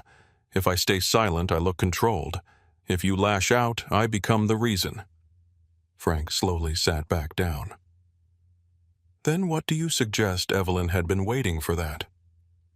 She took a fresh sheet from the folder and laid it on the table. You do not hide the records. You release the clean ones first. Keene leaned in. Voluntary disclosure. Yes, controlled, documented through counsel. You submit the suspicious subcontractor activity to federal authorities before Rourke's people leak it. You make it clear Mercer Holdings discovered irregularities and opened an internal investigation. Cole watched her. That protects the company. It protects the truth, she said. Those are not always the same thing. He accepted the correction with a small nod. Evelyn continued. Second, you freeze every subcontractor payment tied to these vendors. Quietly, not with threats, with compliance language. Make it boring. Boring terrifies criminals because boring leaves paper. Frank gave her a look that was almost admiration. "Boring terrifies criminals," he repeated. "It should. Most of them are bad at paperwork." Dominic moved to the table and picked up one of the invoices. "What about Price? You let him inspect?" Cole's head turned sharply. "No." Evelyn expected that. "You let him arrive. You make sure every inch of that site is clean. You document everything. Video independent engineers, third-party safety consultants. Then when he files false violations, your lawyers request emergency review and attach the payment trail." Keene nodded slowly. "That turns his report into evidence." "Exactly." And Rourke Evelyn looked back at the glass wall. Rourke loses distance. His shell companies become visible. His inspector becomes compromised. His watchdog leak becomes retaliation instead of revelation. Frank drummed his fingers once against the table. And if he decides to stop playing with paper, the room turned colder. Evelyn felt it. The part nobody wanted to say. Paper did not stop bullets. Evidence did not stop a car from following her home. Cole spoke before she could. "Then I remove her from the city." "No," Evelyn said. Cole looked at her. "No," she repeated. His eyes narrowed not in anger, but strain. "You are already a target. I know. You almost sound calm about that. I am not calm. I am exhausted and angry and running mostly on coffee, but I am still right." Frank looked toward the ceiling as if asking God for patience. Cole stepped closer to her. His voice dropped, meant only for her, though everyone heard. "I will not use you as bait. I am not bait. I am a witness with better math. That is not comforting. It is not supposed to be." His gaze searched her face, and for a second the room fell away. She saw the man from the greenhouse, the boy trained to count threats before birthday candles, the son trying not to become the father, the lover who wanted to protect her so badly he could turn protection into a prison if she let him. Evelyn softened her voice. "Cole, I need you to listen to me. Not because you love me, because I am good at this." Something moved through his expression. Respect hurt him more than affection, maybe because he knew it required surrender. Finally, he nodded. "What do you need?" Evelyn breathed. "A computer with full access to the subcontractor files. Keene's team to start legal disclosure. Dominic to verify the shell addresses. Someone who can talk to banks without sounding like a threat." Frank grunted. "That leaves me out." "And coffee," Evelyn said. "A lot of coffee." For the first time that morning, the room came alive without violence. Phones appeared. Lawyers opened laptops. Dominic began issuing instructions in a low voice. Frank called someone who owed him a favor and managed to make the favor sound like a weather report. Cole stayed beside Evelyn as she sat at the conference table and pulled up the files. Hours passed. Outside, Chicago moved from morning glare to afternoon steel. Snow clouds gathered over the river. Inside the conference room, Evelyn followed trails through invoices and contracts while Cole's world rearranged itself around her work. She found another shell company by 3. By 4, she had linked it to a warehouse lease outside Joliet. By 5, Dominic confirmed the address was active. By 6, Keene had drafted disclosure documents and was on the phone with federal contacts who preferred not to be surprised by scandals. At 7, Evelyn stood to stretch and nearly fell. Cole caught her elbow before she hit the chair. "You need to eat. I need the routing number from North Pier's second bank. You need food. Are you always this bossy when panicking?" "Yes. At least you are consistent." He did not let go until she steadied. A few minutes later, food arrived. Not elegant food. Sandwiches, soup, coffee, chocolate chip cookies from a bakery. Evelyn liked, but had never told Cole about. She looked at the bag, then at him. "How did you know?" His expression did not change. "You mentioned it once. When after the lake. You said their cookies were too expensive but emotionally persuasive. Evelyn stared at him, suddenly undone by the smallness of it. Cole Mercer remembered cookies. She looked away first. Blair Whitcomb arrived at 8:30. Evelyn saw her through the glass wall and stiffened. Blair entered in a cream coat heels, clicking against the floor, looking as if crisis had personally invited her, and she had dressed better than it deserved. Cole Blair said, "Your message was rude, brief, and lacking context. Naturally, I came." Cole did not waste time. "We need media control." Blair's eyes moved to the wall of documents, then to Evelyn. "Well," she said, "the accountant has been busy." Evelyn leaned back in her chair. "If you say refreshing, I might throw a binder." Blair smiled, noted. Cole explained the situation in clipped sentences. Blair listened without interrupting, her expression losing its social shine. When he finished, she removed her gloves, finger by finger. "Rourke is going to use her," Blair said, nodding toward Evelyn. "Not just as leverage, as symbolism." "I know," Cole said. Blair looked at Evelyn. "You need to be seen before he defines you." Evelyn did not like the sound of that. Seen how calm, competent, unafraid enough to be credible, afraid enough to be human. "I am not an actress." "No," Blair said. "That is why this might work." Evelyn studied her. Why help? Blair's face changed only slightly. "Because men like Silas Rourke think women are either decoration, distraction, or damage. I enjoy correcting men." Frank made a sound that might have been approval. Blair stepped closer to the table. "There is a charity board meeting tomorrow night. Press will be outside. Cole is expected. If Evelyn attends and appears composed, Rourke loses the easy victim story." Cole's answer came instantly. "No." Evelyn looked at him. "Cole, no." Blair arched one brow. "You asked for media control. This is media control. I will not parade her in front of cameras." Evelyn stood. "You do not get to decide that alone." His eyes flashed. "If something happens there, then we plan for it. We do not hide from every room Rourke might enter through rumor." Cole turned away, one hand at the back of his neck. The old fight returned, but changed. It had less command now, more pain. Evelyn stepped closer. "You said you wanted a way out of your father's world. This is what it looks like. You don't get to win with shadows and then be surprised when everyone believes the dark." He looked at her.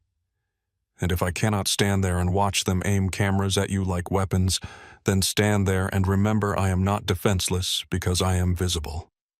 Blair's gaze moved between them, unreadable. Finally, Cole said, "Dominic controls the perimeter." Evelyn nodded. "Fine. You stay beside me." "No." His jaw tightened. "I am serious." "So am I. I stay near you, not behind you." For a long second, he stared at her. Then he nodded. The charity board meeting took place the next evening inside a renovated theater near the river. Snow fell in wet flakes, catching in the bright lights of camera crews gathered behind velvet ropes. Evelyn sat in the back of Cole's car with her hands folded in her lap, feeling every beat of her heart in her throat. Cole sat beside her, silent. His hand rested on the seat between them, palm up. Not reaching. Offering. Evelyn looked at it. Then she placed her hand in his. His fingers closed gently around hers. "You do not have to do this," he said. "I know." That was not an argument. "I know that too." Outside, cameras turned toward the car as it stopped. For a second, Evelyn saw herself from far away. The quiet accountant. The woman in the blurry photo. The girl who had spent most of her life trying not to take up too much space. Then the door opened. Cold air rushed in. Cole stepped out first. Cameras flashed. Voices rose. "Mr. Mercer, Cole is the federal investigation, expanding." "Who is she, Evelyn? Are you involved with Mercer Holdings?" Cole turned and offered his hand. Evelyn took it and stepped into the light. The cameras hit like lightning. She wanted to flinch. She did not. Blair's voice appeared near her shoulder, soft as silk. "Breathe through your nose. Chin level." Evelyn walked beside Cole, not behind him. A reporter shouted louder than the rest. "Miss Harper, are you worried about being connected to a criminal enterprise?" The word criminal cracked through the air. Cole stopped. Evelyn felt his hand tighten, then loosen. He was letting her choose. She turned toward the reporter. "I am an accountant," she said, voice clear enough to carry. "If I were connected to a criminal enterprise, I would advise better bookkeeping." A ripple moved through the press. A few people laughed despite themselves. Evelyn continued before fear could return. "Records matter. So do facts. I trust both more than rumors." Then she turned and walked inside. Cole stayed with her step for step. In the lobby away from the cameras, Evelyn finally exhaled. Blair appeared beside her. That was irritatingly good. Evelyn looked at her. "Thank you, I think." Cole said nothing. He simply looked at Evelyn with something so fierce and quiet that she had to look away. The board meeting itself passed in a blur of handshakes and controlled smiles. Evelyn felt eyes on her all night, but the room did not swallow her. When people asked what she did, she answered. When they tried to measure her, she let them look. Blair redirected gossip with surgical grace. Cole spoke calmly with donors and civic leaders, never once pulling Evelyn into his shadow. Near the end of the night, Keene texted Cole. "Federal intake confirmed. Injunction filing ready. Inspector Price is under review." Cole showed Evelyn the screen. She read it once, then looked at him. "It's working." His eyes remained guarded. For now. They left through a side exit after midnight. The snow had turned to rain. Dominic's car was not at the curb. Cole noticed before Evelyn did. His body changed first. Stillness, then focus. "Stay close," he said. This time she did. A black SUV rolled from the alley with its headlights off. Another appeared behind them. For one terrible second, the whole world narrowed to wet pavement engine growl, and Cole's hand closing around Evelyn's wrist. "Inside," he said. They moved toward the side door, but it opened behind them before they reached it. Dominic appeared with two men, weapons low and hidden by coats. A man stepped from the first SUV. He did not raise a gun. He did not need to. He held up a phone. On the screen was a live video of Evelyn's apartment building. Cole went utterly still. The man smiled. "Mr. Rourke says everyone can be reached." Evelyn felt Cole's rage before she saw it. It moved through him like a match dropped into gasoline. Frank appeared from the shadows near the curb, breathing hard, his own men behind him. Cole Frank warned. The messenger kept smiling. Maybe the accountant should go back to counting receipts. Cole moved. Evelyn grabbed his hand. Not hard enough to stop him physically. Hard enough to make him feel her there. He looked down at her. Rain ran along his jaw. His eyes were black with fury. Evelyn's voice shook. "Not like your father." The words struck. Cole turned back to the messenger. Every man around them seemed to hold his breath. Then Cole smiled. It was not warm. It was not kind. It was controlled. "Tell Rourke something for me." The messenger's smile faded. Cole stepped closer, voice low. "Tell him the woman counting receipts just found his banks." The man's face changed before he could hide it. Cole looked at Dominic. "Let him leave." Frank swore under his breath. The messenger backed toward the SUV. A moment later, both vehicles pulled away into the rain. Evelyn's knees nearly gave. Cole turned to her at once. "Are you hurt?" "No." "Evelyn?" "No, just scared." He reached for her, then stopped asking with his eyes. She stepped into him. His arms closed around her, careful and shaking with all the violence he had not used. The next morning, the counterattack landed. Mercer Holdings issued a voluntary disclosure through counsel identifying suspicious subcontractor activity connected to shell vendors. Keene filed emergency motions to freeze payments tied to the companies. Independent safety engineers released clean reports on the waterfront site. A civic watchdog group scheduled a press release, then abruptly postponed it when their own funding sources came under legal scrutiny. By noon, Deputy Inspector Calvin Price had been placed on leave. By 3, 2 banks flagged Rourke-connected accounts. By evening, the first article appeared. Mercer Holdings reports attempted financial sabotage in waterfront project.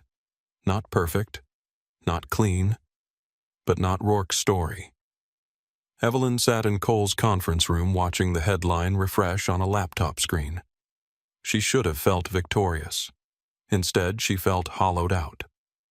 Cole stood behind her, one hand resting on the back of her chair. Frank entered without knocking. "Rourke wants a meeting." Cole did not react. "We're private room at Bellwether." Dominic frowned. "That place has too many exits." Frank looked at Cole. "That is why he chose it." Evelyn turned. "You're going?" Cole's eyes met hers. "Yes." She stood. "Then I'm going too." "No." The word came fast, but not as hard as before. Evelyn looked at him with tired patience. "I know. Not in the room." Cole stopped. "I can wait nearby with Keene. Rourke needs to know the evidence does not disappear if he threatens you. And you need to know I am not hiding in another locked space while men decide what my work means." Cole looked like he hated every syllable. Frank watched them both, then surprised her. "She's right." Cole turned on him. "Do not start agreeing with her now." Frank shrugged. "It's unsettling for me, too." Bellwether was an old private dining club above the river, all dark wood brass lamps and windows that looked down on black water. Evelyn waited in a closed bar room with Keene and 2 federal observers who pretended not to be federal observers. Cole entered the dining room alone except for Frank. Silas Rourke was already there. He was older than Evelyn expected, lean and silver-haired with a handsome face made cruel by comfort. He sat at the table as if he owned not just the room, but the fear inside it. "Cole Mercer Rourke said, the prince who wants to be a banker." Cole remained standing. "Silas." Rourke smiled. "I hear your accountant has been busy." "She has. Dangerous thing letting a woman read your books." Cole's eyes did not move. "Only if you are bad at hiding yours." Rourke's smile thinned. On the table, Keene's files lay stacked in clean order. Bank links, shell company maps, payment trails, Inspector Price's records, affidavits from subcontractors who had begun remembering things now that frozen accounts made loyalty expensive. Rourke glanced at the files and gave a soft laugh. "Your father would be ashamed." Cole sat across from him. "My father is dead. So is the man he built, apparently." "Good." Rourke's eyes hardened. "You think paper protects you?" "No," Cole said. "But it travels faster than bodies. It reaches banks, courts, insurers, federal desks, men who do not scare easily because they do not have to meet you in alleys." Frank placed a document in front of Rourke. "Your accounts are freezing. Your inspector is talking. Your watchdog friends are cutting statements faster than rats leaving a restaurant kitchen." Rourke did not look at Frank. He looked only at Cole. "You had a kingdom. I had a disease with a crown." And now Cole leaned forward slightly. "Now you have a choice. Walk away from Mercer. Projects dissolve every shell tied to my subcontractors, and spend the next decade trying to save what is left of your legitimate face." Rourke laughed. Or Cole's voice lowered. "Or Evelyn Harper testifies to every pattern she found my lawyers bury you in discovery." And the next time your name appears in print, it will be beside bank fraud, bribery, and conspiracy." For the first time, Rourke looked toward the closed barroom door, as if he could feel her there. Evelyn sat on the other side, hands clasped, listening through the low murmur of voices and the blood rushing in her ears. Rourke stood slowly. "You think love made you stronger?" Cole stood too. "No, love made me tired of being weak in the same old way." Rourke's face twisted. "This city remembers your father." Cole's answer came quiet. "Then it can learn my name properly." Rourke left without shaking his hand. No shots, no shouting, no broken glass, just a door closing and an empire losing air. When Cole stepped into the barroom, Evelyn stood. For a second, neither spoke. The Federal observers looked away with the studied politeness of men who had suddenly become fascinated by the wallpaper. Cole crossed the room. "It's done?" Evelyn asked. "Not done," he said, but turned. She nodded. That was enough. Frank appeared behind him, looking older than he had that morning. "Your father would have burned the city for less." Cole did not take his eyes off Evelyn. That is why he never owned anything worth keeping. Frank absorbed that, then gave a slow nod. Outside, rain streaked the windows. Chicago glittered below them, cold and restless, still full of men like Rourke, still full of ghosts like Arthur Mercer, still full of rooms where power wore a clean shirt and called itself respectable. Evelyn stepped closer to Cole. "You chose," she said. His face softened in a way only she could see. "No," he said. "I kept choosing. Every minute." She understood then. Change was not a door a person walked through once. It was a hallway full of old voices calling them back. Cole reached for her hand. This time, in front of Frank Keene, Federal observers, and the city beyond the glass, Evelyn took it. And when they walked out together, she did not feel like the woman beside a dangerous man. She felt like the woman who had made danger answer to the truth. The city did not change overnight. Chicago still woke under a gray sky, still hissed with buses and black cars and coffee carts steaming at corners. Men still made quiet calls from private offices. Reporters still chased blood beneath polished statements. Old money still smiled with one hand over its secrets. But inside Mercer Holdings, something had shifted. It began with silence. Not the frightened silence that followed Cole Mercer through ballrooms. Not the careful silence of men waiting for orders. This was the silence of people realizing the old rules had cracked, and no one knew what sound came next. For 3 weeks after the bellwether meeting, Cole worked from sunrise until long after the city lights turned cold against the windows. Lawyers came and went. Federal investigators asked polite questions with sharp edges. Banks froze accounts tied to Rourke's shells. Subcontractors suddenly remembered emails, meetings, favors, names. Silas Rourke did not vanish. Men like him rarely did. But his reach shortened. His money slowed. His friends stopped taking his calls in public. The old machinery of his power began to grind against sand. Evelyn had poured into the gears, one invoice at a time. Cole should have been relieved. Instead, Evelyn watched him become quieter. One evening, she found him alone in the penthouse greenhouse. Snow pressed against the glass roof, turning the world outside white and soundless. Cole stood beside the lemon tree, holding a pair of pruning shears he had not used. His suit jacket was gone. His sleeves were rolled. His face looked carved thin by decisions. Evelyn stepped inside and closed the door behind her. "You missed dinner," she said. "I know." That was not an apology. His mouth moved, but the smile did not reach. "I'm sorry." She walked toward him slowly. The greenhouse smelled of damp earth and rosemary. It had once seemed impossible to her, this secret garden above a city built on steel and suspicion. Now it felt like the only honest room in his life. What happened? Cole looked at the lemon tree. Keene finished the transfer documents. The monitored trusts. He nodded. And the divestments. Those two. Evelyn stood beside him. How much? Cole gave a quiet breath. Enough. Cole. His eyes stayed on the leaves. Hundreds of millions before it is finished.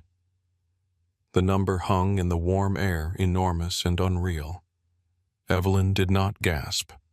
She had seen the documents. She knew what old money looked like when it tried to wash itself clean. She also knew that every clean choice had a cost hidden somewhere in the columns. "Do you regret it?" she asked. Cole finally looked at her. Every signature. The answer struck her harder because it was honest. He set the pruning shears down.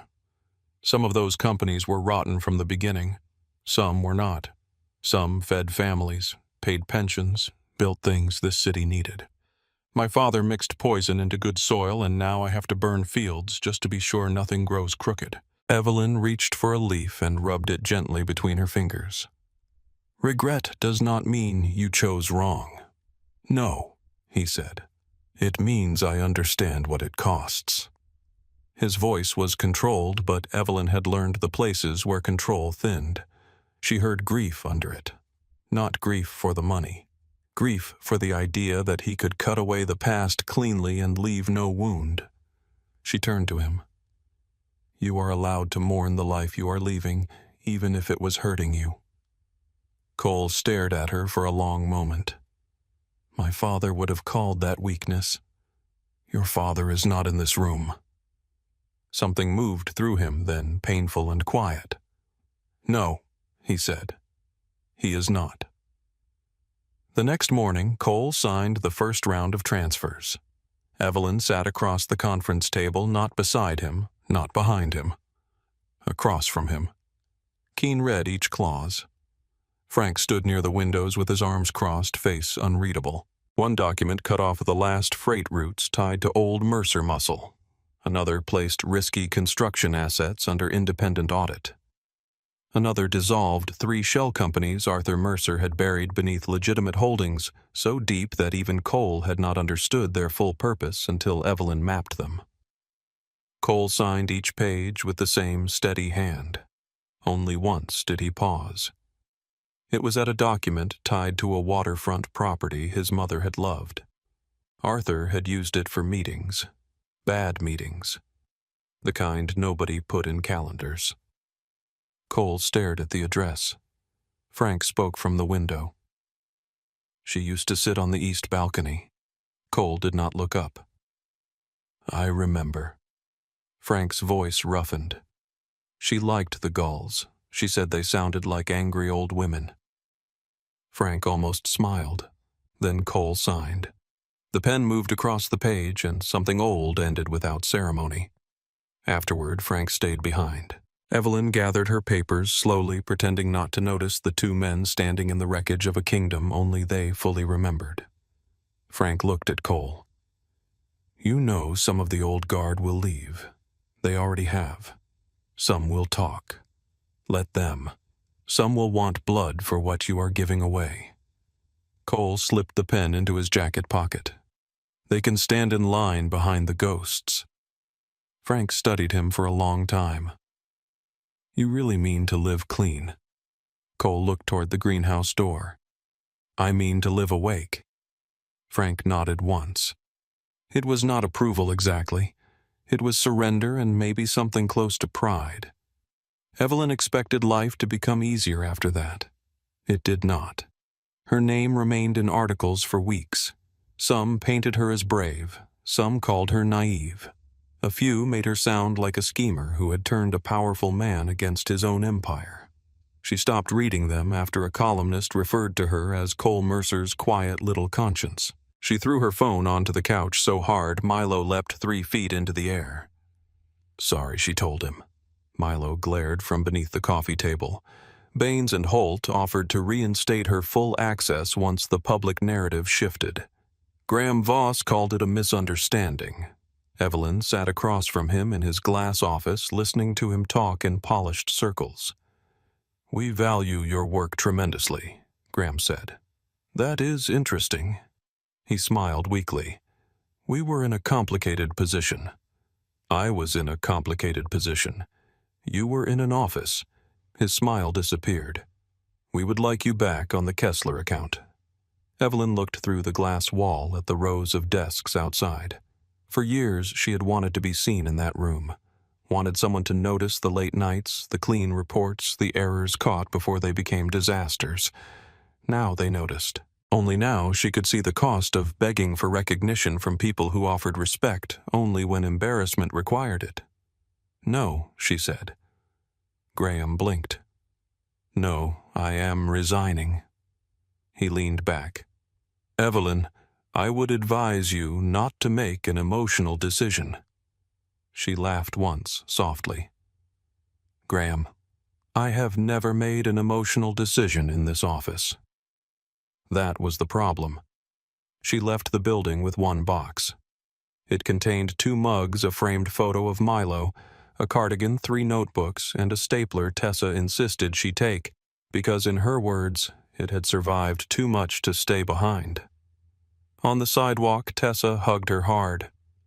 "You're really doing it," Tessa said. "I'm really unemployed. You're really free." "That is a generous interpretation." Tessa pulled back. "You'll start something better." Evelyn looked at the box in her arms, then at the towers of downtown rising above her. For the first time, uncertainty did not feel like failure. It felt like space. Her new office was on the 2nd floor of an old building above a print shop in Ravenswood. The floors creaked. The radiator clanged like it was haunted by union workers. The windows stuck. The sign on the door was "Temporary," printed on heavy paper and taped carefully behind the glass. Harper Forensic Accounting, Fraud Detection, Financial Review, Small Business Support. The first morning she unlocked the door, she stood in the empty room and listened to the hum of the building. There were no employees yet, no fancy chairs, no conference table, just a rented desk, a used coffee machine, a folding chair, and sunlight falling across worn wood floors. Cole arrived 20 minutes later, carrying a lemon tree. Evelyn stared at him. "No." He stopped in the doorway. That was fast. "You are not buying my office furniture. It is not furniture. It is tall, expensive, and unnecessary. That qualifies. It is a plant. It is a Mercer plant. I can feel the tax implications." Cole looked around the room, taking in the bare walls, the cheap blinds, the coffee machine already making a sound like a dying boat. "I thought it might like the window."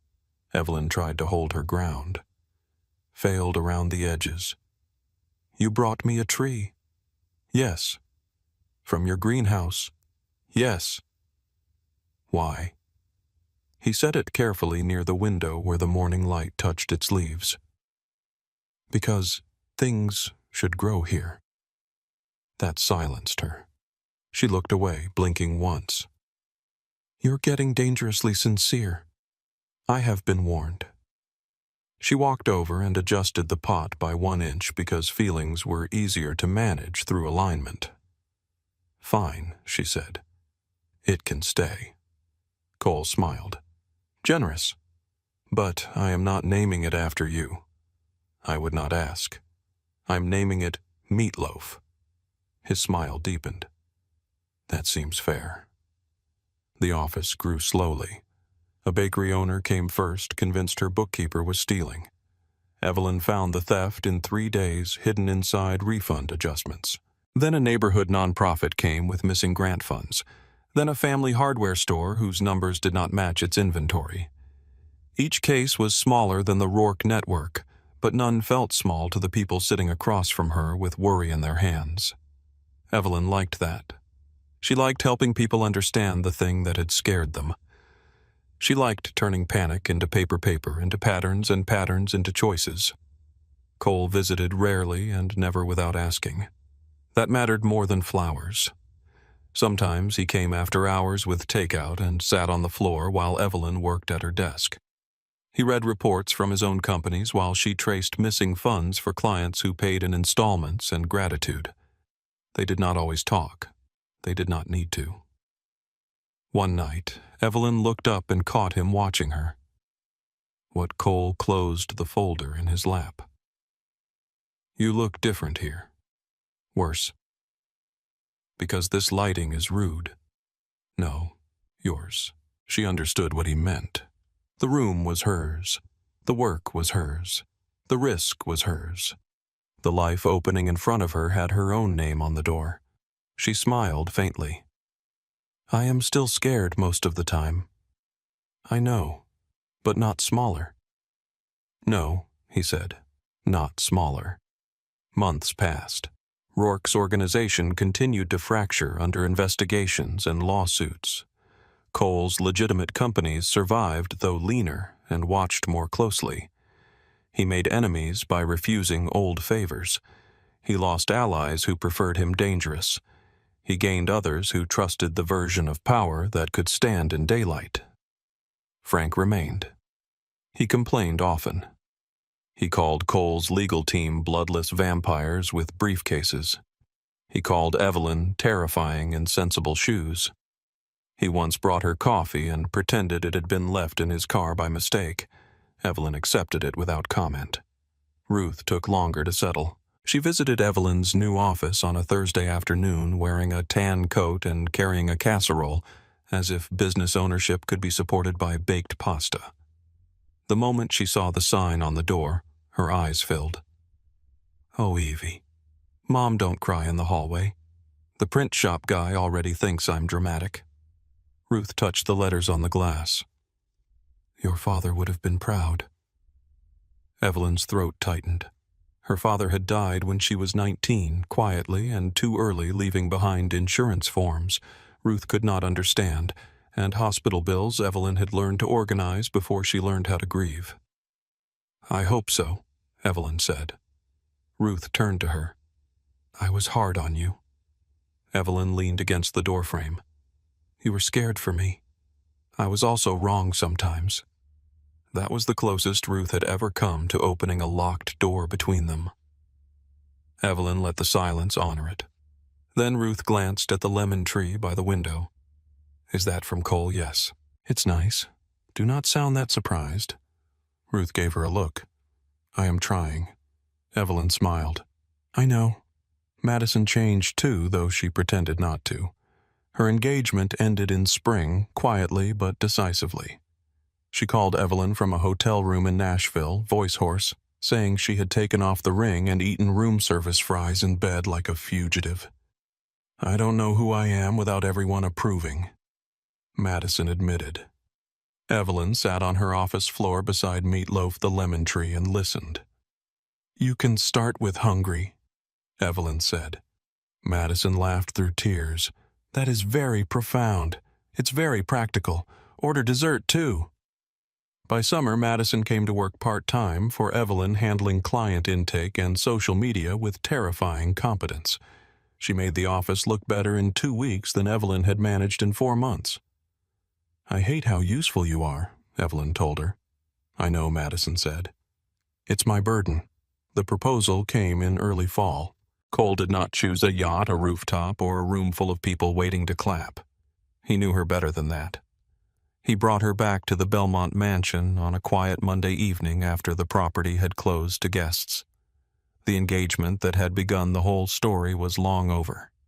Madison had given permission for them to walk through before the building changed ownership. The ballroom stood empty. No chandeliers blazing, no violins, no women whispering behind champagne glasses. Just moonlight spilling across polished floors and dust turning slowly in the air. Evelyn stood in the hallway where she had crashed into him. "This is cruel," she said softly. Cole looked down at her. This is where I publicly committed beverage assault. This is where you improved my evening." She shook her head, but her smile was already there. They walked into the ballroom. Their footsteps echoed. Evelyn remembered the borrowed blue dress, the cold glass in her hand, the awful silence after the spill. She remembered feeling like she had ruined everything. Now the room looked smaller. Or maybe she had grown. Cole stopped near the center of the floor. "I thought I knew what power was before you," he said. Evelyn turned. "Cole, let me say it badly first, then you can correct the structure." That made her laugh, but her eyes had already begun to sting. He took her hand. "I thought power was control. Who entered a room? Who left it? Who owed money? Who owed fear? I was good at that. Too good." His thumb moved over her knuckles.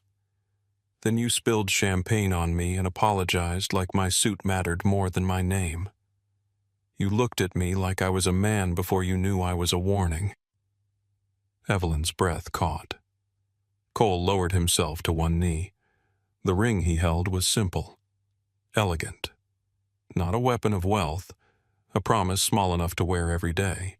"I do not want to own another room you are in," he said. "I want to deserve a place beside you. Evelyn Harper, will you marry me?" For a moment she could not speak. Then she wiped at one eye and gave him a trembling look. That was dangerously close to emotionally healthy. "I practiced. It shows." He waited, still kneeling, vulnerable in a way the old Cole Mercer would never have allowed. Evelyn stepped closer. "Yes." The word left her softly, but it filled the empty ballroom. Cole exhaled like a man who had been holding his breath for years. She held out her hand as he slid the ring on. "But if you ever send a car to my job without asking again, I will pawn this. Understood? And if you try to buy my office building as a romantic gesture, I will raise your rent. Also understood." He stood laughing quietly and kissed her in the room where fear had first mistaken itself for fate. Their wedding was small. Ruth cried before the ceremony started. Madison fixed Evelyn's veil with the serious concentration of a surgeon. Frank stood at the back of the garden in a dark suit, looking personally offended by the amount of flowers. The ceremony took place outside a restored farmhouse near Lake Forest, under a soft white sky. No reporters, no politicians, no men pretending old crimes were just business. Only family, a few trusted friends, and the kind of quiet that did not require fear to maintain it. When Evelyn walked toward Cole, he looked at her as if every violent thing he had survived had led him to a place where he could finally put down the weapon. Madison gave the toast. "My cousin spent most of her life trying not to take up too much space," she said, lifting her glass. "Then she met a man who owned too much of it. Somehow they taught each other balance." Frank muttered, "That was almost good." Evelyn heard him and smiled.